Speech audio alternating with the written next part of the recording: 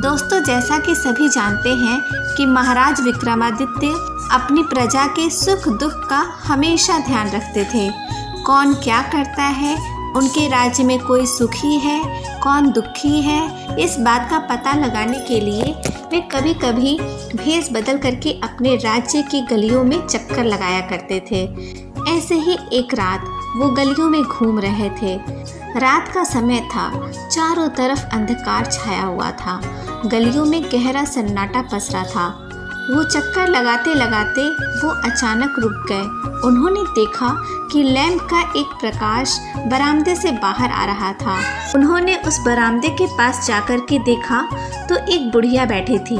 वह बुढ़िया कभी चरखा चलाती थी तो कभी हुक्का पीती थी, कभी वह रोती थी तो कभी हंसने लगती थी, कभी कभी वो नाचने भी लगती थी।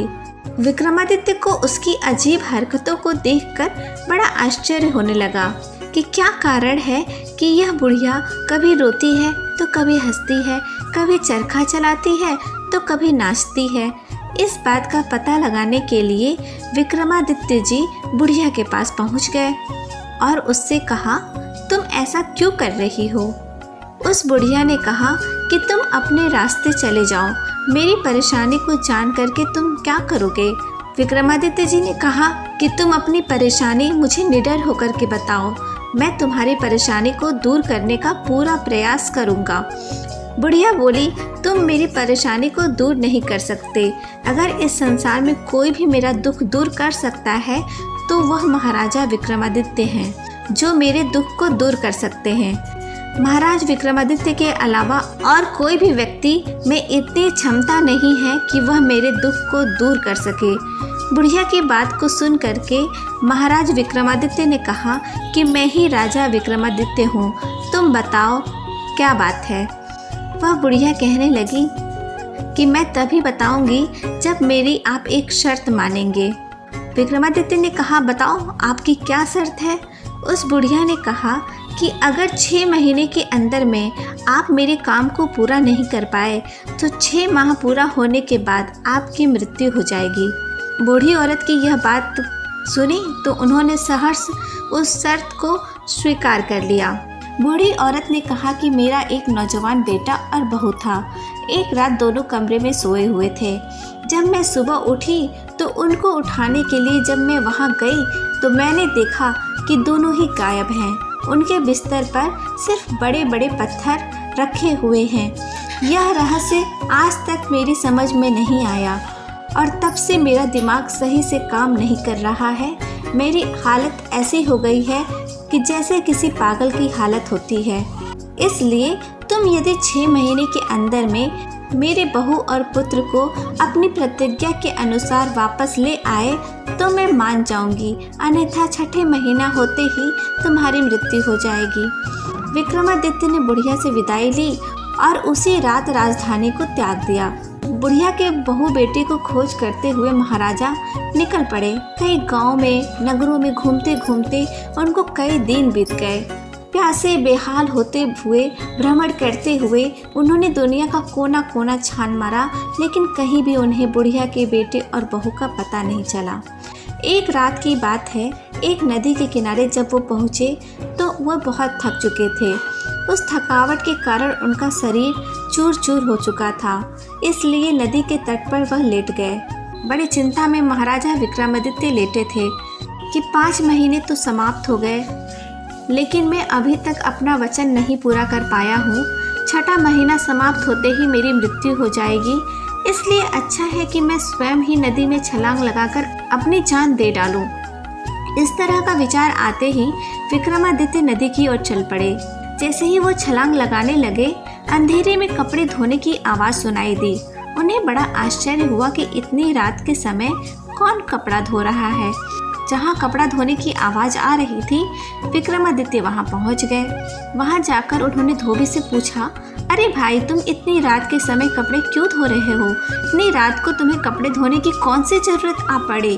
धोबी ने कहा कि महाराज क्या करे, मेरी एक अनारकली नाम की एक लड़की है जिसने आज तक सूर्य का मुख नहीं देखा है।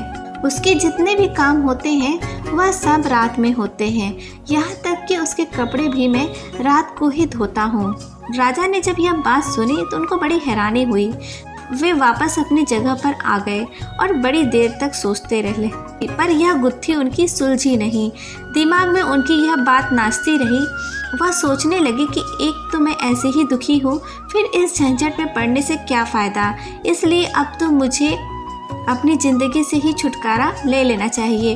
और वह फिर से नदी में छलांग लगाने के लिए जाने लगे। जैसे ही वो छलांग लगाने को हुए तभी नाक में धूप की बड़ी मीठी सी सुगंध आई और साथ ही निकट में शंख की आवाज़ भी सुनाई पड़ी। विक्रमादित्य सोच में पड़ गए कि इतनी रात को कौन शंख बजा रहा है। शायद कोई साधु महात्मा भगवान की पूजा कर रहे हैं, चलो उन्हीं के दर्शन कर लेता हूँ। और ऐसा सोचते हुए महाराजा महात्मा जी की कुटिया में पहुँच गए। महात्मा जी के चरणों में प्रणाम किया। महात्मा जी ने जब विक्रमादित्य को देखा तो वे बोल पड़े, क्या बात है, तुम बहुत दुखी हो, बहुत परेशान हो। मुख के तेज मंडल को देखकर ऐसा आभास हो रहा है कि जैसे तुम किसी उच्च वंश से संबंध रखते हो। विक्रमादित्य ने कहा कि महात्मा, मैं राजा विक्रमादित्य संकट में होने के कारण नदी में कूदकर अपनी जान देना चाहता था, लेकिन इतने में शंख की आवाज़ सुनाई दी, इसलिए आपके दर्शन करने के लिए चला आया। महात्मा ने कहा कि धन्य हो राजा विक्रमादित्य, आज तक मैंने आपका नाम ही सुना था, लेकिन आज आपके दर्शन हो गए। कहिए मैं आपकी क्या सेवा कर सकता हूँ। विक्रमादित्य ने महात्मा को सारी बात बता डाली, बुढ़िया के बहू बेटी की, धोबी की लड़की की। तब महात्मा जी थोड़ी देर सोचने के बाद कहे कि महाराज, आप जा करके धोबी के लड़की के साथ शादी कर लीजिए, फिर 2-3 दिन वहाँ ठहरिए और हलचल देख करके मेरे पास आइए, तब मैं आपको आगे की बात बताऊंगा। दूसरे दिन विक्रमादित्य धोबी के पास गए और लड़की से शादी करने की इच्छा जाहिर की। धोबी सुंदर व्यक्ति को देख करके बहुत प्रसन्न हुआ और उसने राजा विक्रमादित्य से अपनी लड़की की शादी कर दी। उसी दिन विक्रमादित्य की शादी धोबी की लड़की से हो जाती है। विक्रमादित्य वहीं रहने लगे, लेकिन धोबी की लड़की ने न तो अपना चेहरा ही दिखाया और न ही कोई बात की। वह नौकरानी के माध्यम से ही विक्रमादित्य से बातें करती थी। उसके सारे काम रात को ही होते थे, दिन के समय वो हमेशा सोई रहती थी।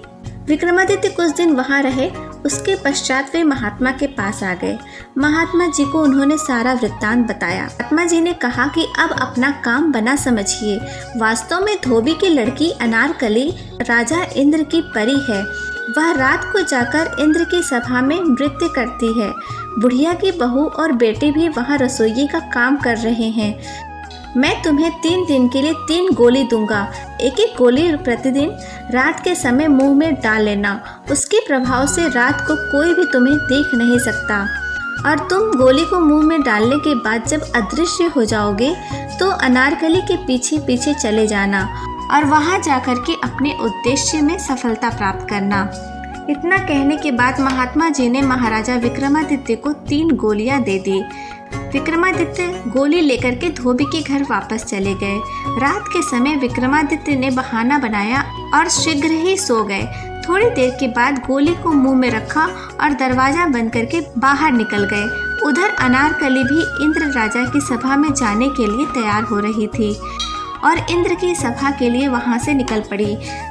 विक्रमादित्य भी उसके पीछे पीछे चल पड़े। आगे चल करके एक वृक्ष के नीचे खड़े होकर अनारकली ने आवाज लगाई, बहन मालती जल्दी चले आओ, देर हो रही है। बहन की आवाज़ सुनकर मालती सज धज कर बाहर आ गई। थोड़ी दूर आगे चलने के बाद दोनों एक पीपल के वृक्ष पर बैठ गए। विक्रमादित्य भी उनके साथ एक तने पर बैठ गया। इतने में अनारकली बोली, चल रहे पीपल के पेड़ हमें शीघ्र ही इंद्र के दरबार में पहुंचा दे। इतना कहते ही पीपल का पेड़ उड़ने लगा। शीघ्र ही इंद्र की सभा में वह पीपल का पेड़ पहुंच गया। दोनों परियां महाराज इंद्र की सभा में जाकर के खड़ी हो गई। विक्रमादित्य भी ढोलक बजाने वाले के पास जाकर के बैठ गए। उस समय उन्होंने गोली मुंह से बाहर निकाल ली। इंद्र अपनी पत्नी के साथ सिंहासन पर आकर के बैठ गए। ढोलक बजाने वाले ने ढोलक बजाना शुरू कर दिया, लेकिन ढोलक वाला कुछ आज सुस्त था, इसलिए नृत्य में गति नहीं आ रही थी।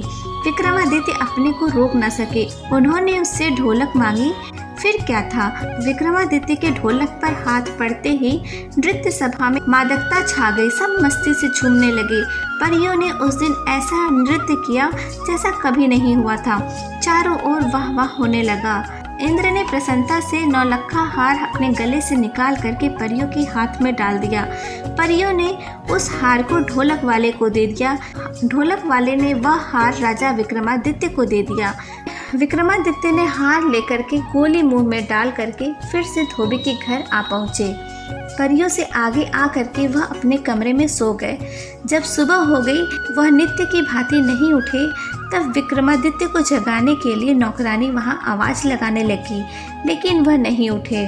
नौकरानी ने विक्रमादित्य को झकझोरा, महाराज उठिए, सुबह हो गई है। विक्रमादित्य ने आंखें मलते हुए कहा, तुमने तो बहुत ही अनर्थ कर दिया। मैं आज एक बहुत ही सुंदर सपना देख रहा था। पास खड़ी अनारकली ने नौकरानी को इशारे से स्वप्न के बारे में पूछने के लिए कहा। नौकरानी कहने लगी, महाराज कैसा स्वप्न था? विक्रमादित्य ने कहा, ऐसा लगता है कि जैसे मैं आज इंद्र की सभा में गया था, वहाँ नृत्य हो रहा था। वहाँ मैंने बहुत सुंदर ढोलक बजाई। इंद्र बहुत प्रसन्न हुए और इनाम में मुझे नौलखा हार दे दिए। मैंने उस हार को अभी अभी अपनी अलमारी में रखा ही था कि तुमने उठा दिया। अब जरा जाकर के देखो क्या हार वहाँ पर है या नहीं है। नौकरानी ने जाकर के देखा तो सचमुच ही वहाँ पर वह हार चमक रहा था। अनारकली के आश्चर्य का ठिकाना ही नहीं रहा। दिन बीता, शाम हुई और आज रात भी विक्रमादित्य ने गोली लेकर के अदृश्य हो गए और इंद्र की सभा में पहुँच गए और आज भी उन्होंने बहुत सुंदर ढोलक बजाई।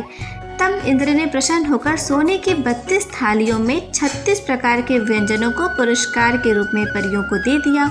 परियों ने ढोलक वाले को दे दिया और ढोलक वाले ने विक्रमादित्य को दे दिया। फिर विक्रमादित्य उस थाली को लेकर के अदृश्य होकर के धोबी के घर आकर सो गए। सुबह हुआ तो नौकरानी फिर उन्हें जगाने के लिए पहुंच गई। तब महाराज ने कहा, तुमने मुझे जगा दिया।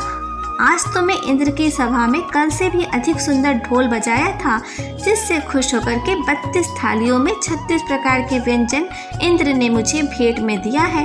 अब जाकर के देखो वह थाली अलमारी में रखी है या नहीं। नौकरानी ने अलमारी खोली, सचमुच वह थाली वहाँ पर थी। विक्रमादित्य के पास अनारकली भी आके खड़ी हो गई। उसकी समझ में नहीं आ रहा था कि यह सब कैसे हो गया। अंत में हार करके शाम के समय उसने राजा से बोला, महाराज मेरी समझ में यह रहस्य नहीं आ रहा है। सच सच बताइए, आपने यह सब कैसे किया? विक्रमादित्य ने अपना सारा भेद बता दिया। बुढ़िया की बहू और बेटे की कहानी सुना दी। अनारकली यह सुनकर के बहुत प्रसन्न हुई कि उनका विवाह राजा विक्रमादित्य के साथ हुआ है। अनारकली ने यह सब सुनकर के कहा, कल आप इंद्र की सभा में इतना सुंदर ढोलक बजाइए कि इंद्र बहुत ही प्रसन्न हो जाए और कुछ मांगने के लिए कहे तो वचन मांग लेना। एक में मुझे और दूसरे में बुढ़िया के बहू और बेटे को, जो वहाँ रसोइये का काम करता है। रात होने पर विक्रमादित्य फिर सभा में पहुंच गए। आज उन्होंने ऐसी ढोलक बजाई जिसका जवाब ही नहीं था। परियों ने ऐसा सुंदर नाच किया कि चारों तरफ उनकी वाहवाह होने लगी। इंद्र मस्ती में अपना सुध बुध खो बैठे। नृत्य समाप्त हुआ। इंद्र ने परियों से कुछ मांगने के लिए कहा। परियों ने कहा कि महाराज, यह सब तो उस ढोलक वाले का कमाल है। आपको अगर कुछ देना है तो उस ढोलक वाले को दीजिए। ढोलक वाले ने कहा, महाराज आजकल तो मेरा मन लगता नहीं। इस आदमी ने ढोलक बजाया है। तो उन्होंने 2 वचन मांगे। एक वचन में अनारकली को और दूसरे वचन में बुढ़िया के बहू बेटे की मांग की। इंद्र को यह जानकर बड़ी प्रसन्नता हुई कि यही राजा विक्रमादित्य हैं। उन्होंने अपने वचनों को पूरा किया। इस तरह विक्रमादित्य 6 महीने के अंदर ही परी अनारकली और बुढ़िया के बहू बेटे के साथ अपनी राजधानी को वापस आ गए। बुढ़िया के बहू बेटे को उसके पास पहुंचाकर और अनारकली के साथ अपने महल में लौट आए।